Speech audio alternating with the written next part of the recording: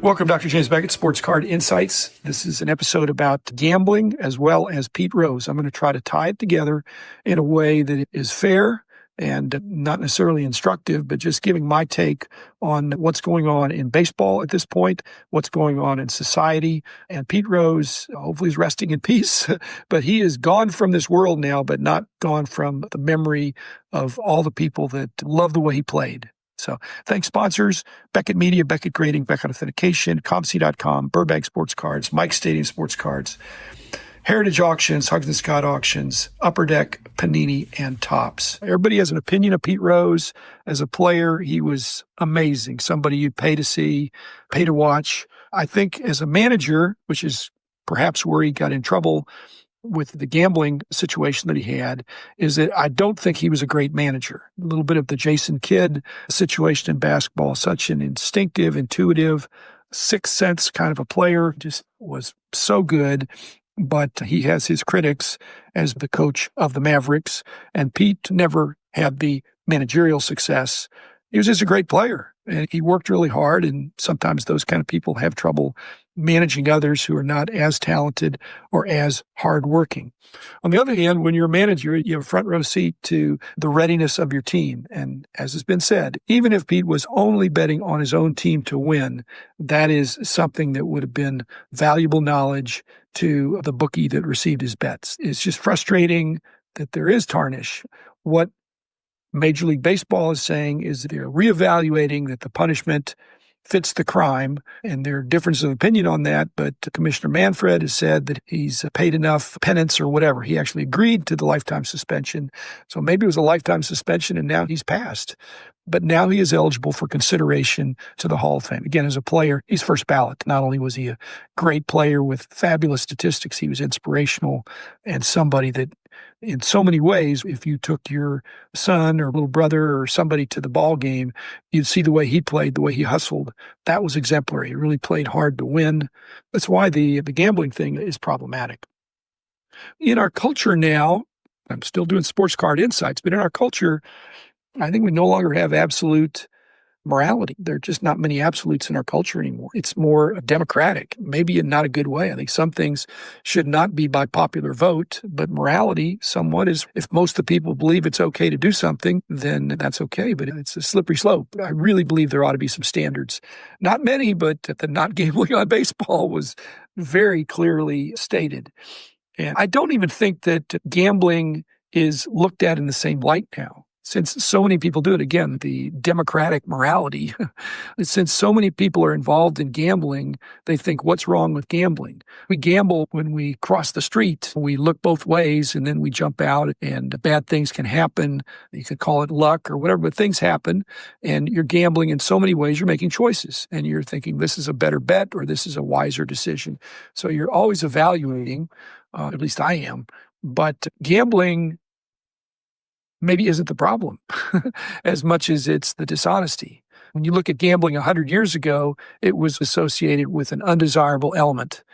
And you can see that in the way it was discussed, that it wasn't just gambling, it was trying to get an edge. It wasn't fair. When you go to Las Vegas, one of the positive things is that is regulated gambling. So if you're working the machines or the tables, there are people that are making sure it's fair. Now, it's fair in a manner you're still expected to lose. The house still has an advantage, but they have an advantage that is declared. Okay, just like a bookie, if the bookie evens out the bets on both sides, then regardless of who wins, the bookie is going to make their money. So the bookie is not necessarily taking a position. They're trying to kind of straddle. Half the people think this team's going to win given the points, and the other half think the other. And if it breaks 50-50, the bookie does great. If the bookie hasn't evened it out, then the bookie could be on the wrong side of it. So everybody's looking for an edge. When you're breaking in the hobby now, breaking is considered gambling, and yet opening a pack is not, opening a box is not. They're all gambling to some extent. But if it's not rigged and you know the odds, even if the odds are against you, known odds against you, you can, as an adult, even if you don't have a PhD in statistics like I do, even if you're not doing the probabilities and the math, it's still a situation where you can say, I'm willing to take that risk because I've got a chance of getting something really great, and I'm paying for the chance at that. So you're saying there's a chance. There's already conspiracy theories now for Cooper Flagg going to the Mavericks, that he only had a 1.8% chance of the Mavericks being drawn in the draft lottery. And yet they came through. And is this Adam Silver sympathetically or compensating for a prearranged deal with Luka? I really don't think so. Again, the whole problem with gambling and the reason Pete was dealt with harshly in a way that was expected at the time was because the integrity of the game is paramount. And so if you're doubting whether or not the Mavericks got the first pick in the draft by some funny business, you would just leave the sport of basketball. It becomes professional wrestling, which is scripted. In no way do I think it is. They have way more to lose, very little to gain. And I've said, I think conspiracies are really difficult to keep quiet. All of a sudden, anybody that's aware of this conspiracy, unless it's a conspiracy of one person, they can extort the other people in the conspiracy. So gambling, maybe not the problem as much as rigged gambling. And the connotation of gambling 100 years ago was that it was rigged, that there were people with interest in the outcome. I think Shoeless Joe is completely different than Pete Rose in many senses, but equally worthy to be considered on the merits of his statistics and greatness on the field. The other guys that are now back for consideration, many of whom were really good players, but they had more clearly unclean hands in a series that was rigged. And again, the conspiracy fell apart. They had some people come in and under pressure gave witness testimony, or maybe they got some immunities or something like that. I don't know. But I do know that gambling among friends, heads and tails, or rolling dice or something. The problem is if the dice are loaded. Hey, newsflash, coins are loaded.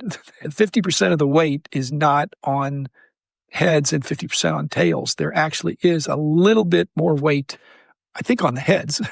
But does that mean that falls down? So it's pretty close to 50-50. Dice should be not loaded or weighted in some way to roll a certain way. A deck of cards, the cheating there is more marking on the cards. I'm totally against that. Sport is about fair play. We're not talking about ingenuity. We're not talking about research. And we're not even talking about steroids of trying to gain an advantage to be the best you can be.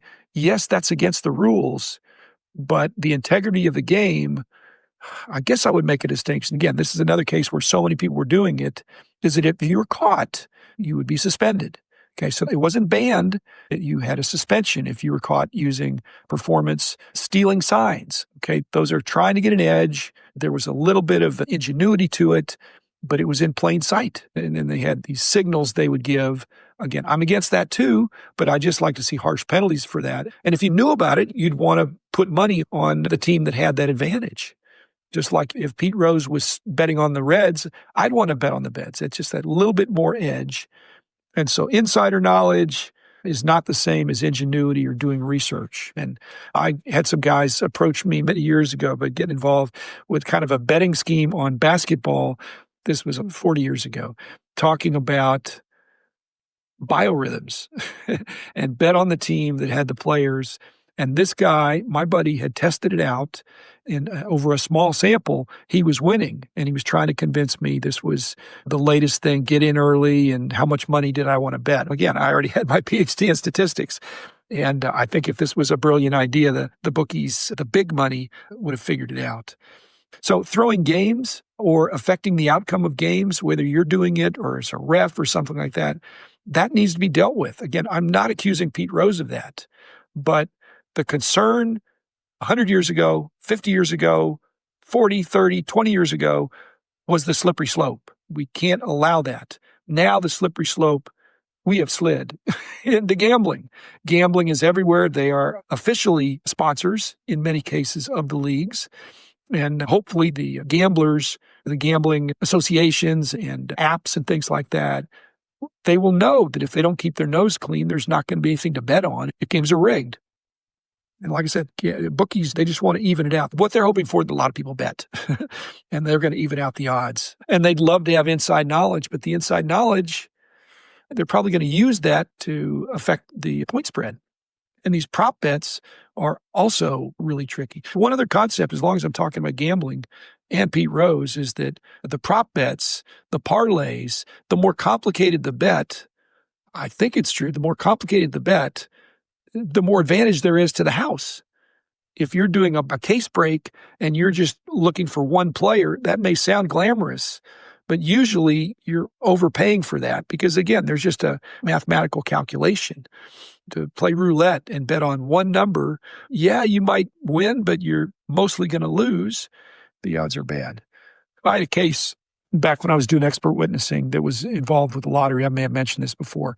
And I was brought in as a statistical expert to talk about what are the odds that somebody won the lottery. The catch is that not the exact same person, but a related two people won the lottery. And so the FBI was involved. So I was working with the U.S. attorneys there and the FBI. And they had two things. They wanted to know how improbable is it and how did they do it? And they really needed both cases. If you go to a jury and you say there's 1 in a bazillion chance, they're saying, how does that different from 1 in a quadrillion? You just can't think of numbers of odds that are that, because somebody's going to win. And two people won, and they happen to be distantly related through a third person and all that. So once that was put together, it's very believable. And then they backtracked, reverse engineered how it was done.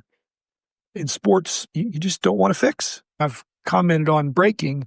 Yes, it's gambling, but if it's fair gambling, that's different than if it's rigged. If you've done the CT scan on the box, or there's 6 packs in the box and you already pulled out one, and that was the one that had the box hit, and then you sell the other 5 without disclosure, it's not fair. It's not fair. Anyway, gambling is mainstream, and I think that's why Pete Rose is now back under consideration. And I have no doubt in 2.5 years, whenever his group, because he's in the group for the 60s and 70s, again, on the merits of his play, he should get every vote. I don't think he will. He'll still have some people, some naysayers. And I think what he did was completely wrong, and he should have known better. But society's moved, the culture's moved. And even our president, who has been bankrupt in some of the ventures that he's done, and he's come back, and he's been indicted. And if you do something wrong or you make a mistake, you should try to make it better. And Pete was, in many ways, an ambassador for baseball about the hustle aspect of it. I have no personal animosity. I've met him. He just was a one of one. Anyway, thanks for letting me rant about that. I think Pete's going to be in the Hall of Fame. I think his cards are going to go up. Back in the 70s, when I was such a serious collector and dealer, Pete was one of the absolute top superstars, and that could easily return. So thanks, everybody. Gambling can be a problem if you're addicted, because even in fair gambling, you expect to lose if you're going against the house. And if it isn't fair, then put those guys in prison that are involved in that. So anyway, that's it. Thanks, everybody. See you soon. The man in the house of cards. The man in the house of cards. The man in the house of cards is doing all right.